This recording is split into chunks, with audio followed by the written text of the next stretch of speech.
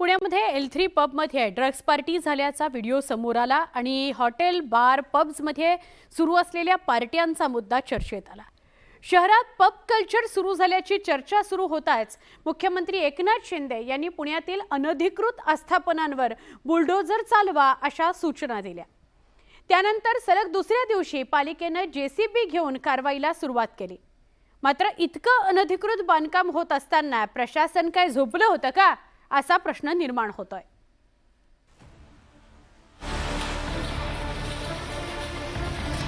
पुणे शहरात बुलडोजर सुसाट कारवाई करत सुटले।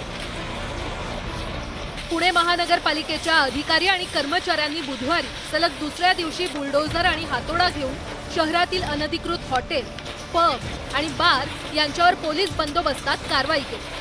अत्यंत जोरदारपणे सुरू असलेल्या या कारवाईत पहिल्या दिवशी 26 ठिकाणी कारवाई करण्यात आली। त्यात 37,000 स्क्वेअर फूट पाडकाम करण्यात आलं, तर दुसऱ्या दिवशी शहराच्या वेगवेगळ्या भागात तब्बल 50,000 स्क्वेअर फुटापर्यंत पाडकाम करण्यात आलं।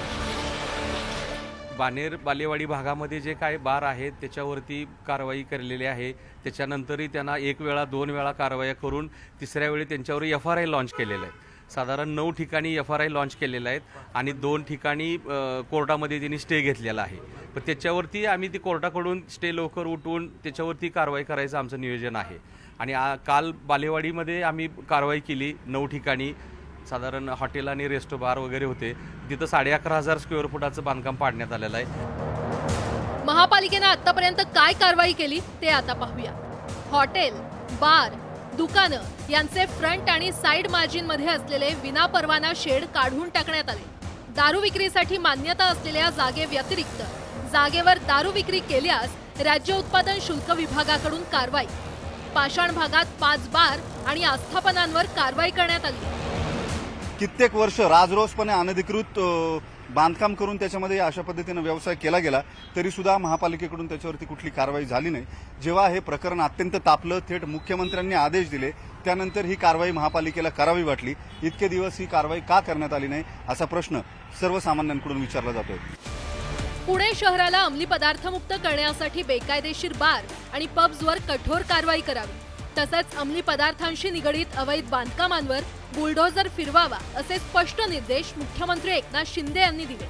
त्यानंतर पालिकेनं तातडीनं पावलं उचलली, पण ही कारवाई मुख्यमंत्र्यांनी आदेश दिल्यानंतरच का करण्यात आली? यापूर्वीही हे बार राजरोसपणे सुरू होते, तेव्हा पालिका कारवाई का करत नाही असा मुद्दा आता निर्माण झालाय। ज्यावेळी अवैध बांधकाम केलं जात होतं त्यावेळी प्रशासन काय करत होतं?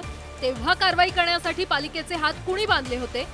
कारवाई करू नये यासाठी लक्ष्मी दर्शन झालं होतं का? असे अनेक प्रश्न आता निर्माण झाले। जोपर्यंत या प्रश्नांची उत्तरं मिळत नाहीत तोपर्यंत अवैध बांधकामांना संरक्षण देणाऱ्यांचा पर्दाफाश होणार नाही।